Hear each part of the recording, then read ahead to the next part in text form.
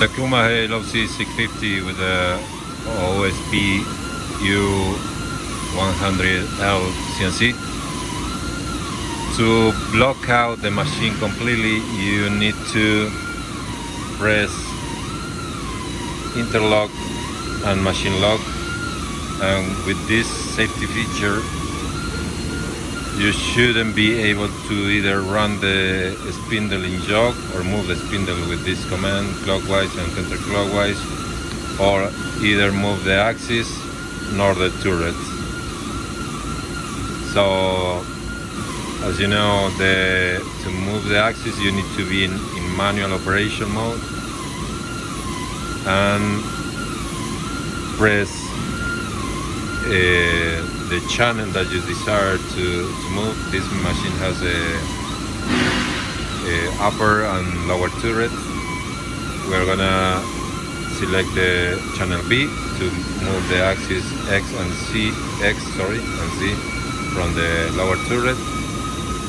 And as you see,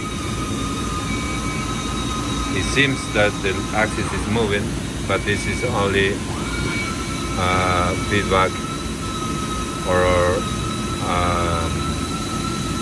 command that the CNC is given the axis, but the axis is not moving. So the other test is to try to index the tool. We are not able to do it, even that we are on the X in home,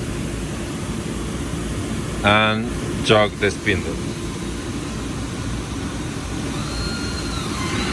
So this is the complete machine blockout that will allow you to access the machine in safety conditions. If you have to change the jaws or an insert or step on the cheek conveyor. The only problem here is that if you run the cheek conveyor, it's the only device or command that you cannot block out. So make sure that you always stop the cheek conveyor from here before you enter, but be careful, because if there is any failure on the drive or contact or whatever, the cheek conveyor can start even if you are not giving the command. Thank you.